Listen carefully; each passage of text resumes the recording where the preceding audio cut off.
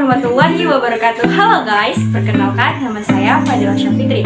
Saya berasal dari sekolah SMA Negeri 2 Rantau Selatan. Saya dari kelas 10 MIPA 1. Di sini saya akan menjelaskan tentang dakwah Nabi Muhammad dari kota Mekah ke kota Madinah. Sebelumnya, saya akan menjelaskan biografi terlebih dahulu. Nabi Muhammad adalah seorang nabi dan rasul yang terakhir bagi umat muslim. Muhammad juga menegakkan ajaran tauhid untuk mengesahkan Allah Subhanahu wa taala sebagaimana yang dilakukan ataupun yang dibawa oleh nabi dan rasul sebelumnya. Ayah dari Nabi Muhammad adalah Abdullah dan ibunya bernama Aminah. Seperti yang kita ketahui, kakek dari Nabi Muhammad yaitu bernama Abdul Muthalib. Sedangkan pamannya bernama Abu Thalib dan istrinya bernama Khadijah. Nah, sekarang saya akan menjelaskan hijrah tentang Nabi Muhammad dari kota Mekah ke kota Madinah.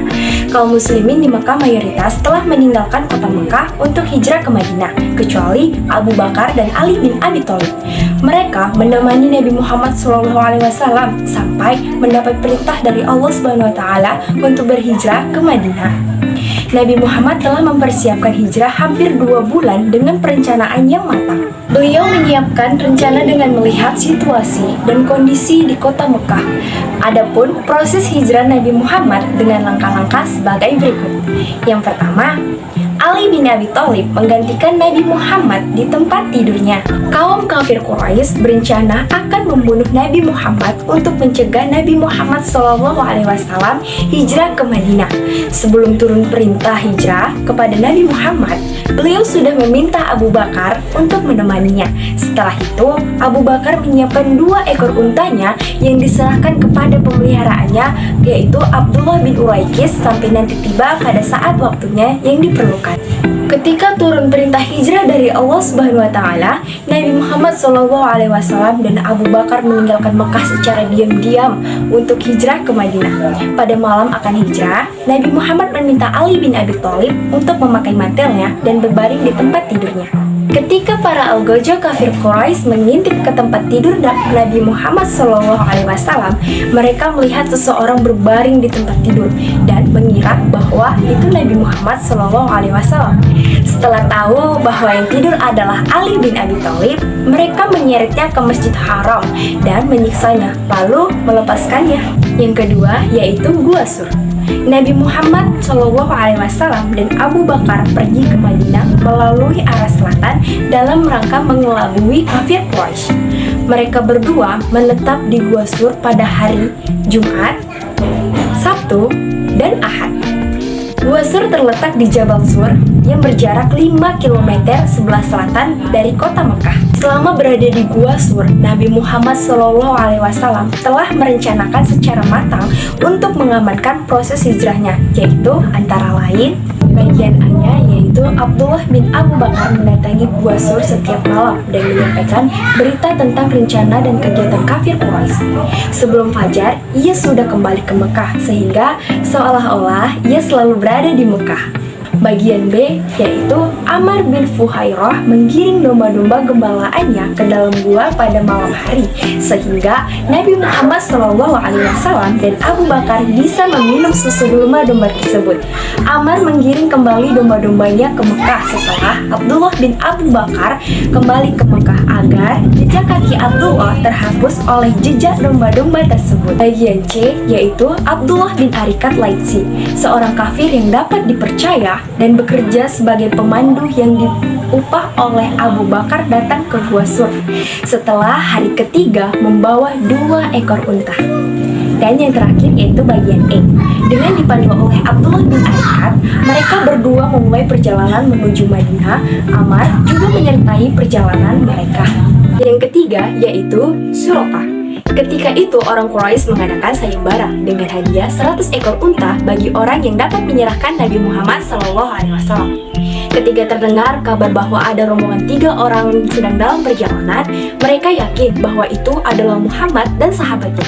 Suraqah bin Malik bin Joshum, salah seorang dari Quraisy, juga ingin memperoleh hadiah 100 ekor unta tersebut. Ia ingin memperoleh hadiah seorang diri saja. ia mengelabui orang-orang dengan mengatakan bahwa itu bukan Muhammad. Tetapi diam-diam ia menyuruh pembantunya untuk menyiapkan kuda dan perlengkapannya. Ketika tidak ada orang yang melihatnya, ia segera memacu kendaraannya ke pesisir yang ditunjukkan orang tersebut.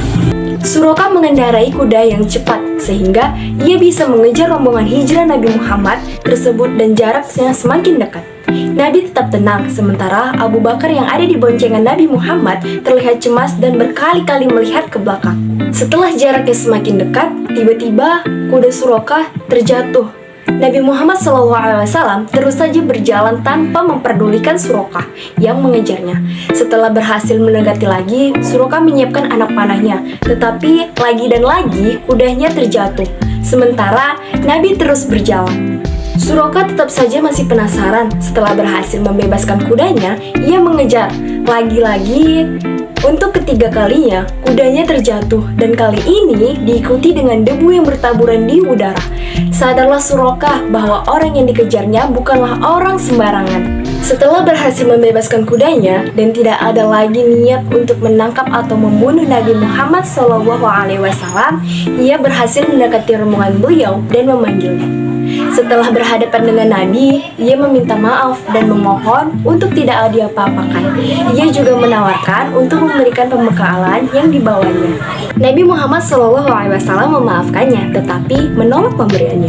Hanya saja beliau meminta untuk merahasiakan pertemuannya itu. Yang keempat yaitu Masjid Quba. Setelah menempuh perjalanan 7 hari, Nabi Muhammad SAW dan Abu Bakar sampai di Quba, sebuah desa yang terletak 2 mil di selatan Madinah. Beliau membangun masjid dan merupakan masjid pertama dalam sejarah Islam. Beliau tinggal di Quba selama 4 hari. Jumat pagi, beliau berangkat dari Quba menuju ke Madinah. Ketika sampai di perkampungan Bani Salim bin Auf, waktu sholat Jumat tiba. Nabi Muhammad melaksanakan sholat Jumat di sana. Inilah Jumat dan khutbah yang pertama dalam Islam. Yang kelima yaitu tiba di Madinah. Setibanya Nabi Muhammad SAW di Madinah, program pertama beliau adalah menentukan tempat di mana akan dibangun masjid. Beliau melepaskan untanya dan menetapkan tempat berhenti untanya sebagai masjid. Ternyata untanya berhenti di tanah milik 2 orang anak yatim. Maka Nabi Muhammad SAW minta keduanya untuk menjual tanahnya. Namun keduanya ingin memberikan tanahnya sebagai hadiah. Tetapi Nabi Muhammad SAW tetap ingin membayar tanah itu sebesar 10 dinar. Dan Abu Bakar menyerahkan uang kepada mereka berdua. Nabi Muhammad SAW tinggal di rumah Abu Ayyub Al-Ansari sampai selesai pembangunan Masjid Nabawi dan tempat tinggal beliau. Seluruh sahabat bersama Nabi SAW ikut membangun Masjid Nabawi, sebagaimana mereka melakukan bersama-sama dalam pembangunan Masjid Quba. Itulah kisah perjalanan hijrah Nabi Muhammad ataupun dakwah Nabi Muhammad SAW beserta sahabatnya dari kota Mekah ke kota Madinah. Terima kasih karena telah menonton video saya. Semoga bermanfaat untuk kita semua. Bye-bye guys. Assalamualaikum warahmatullahi wabarakatuh.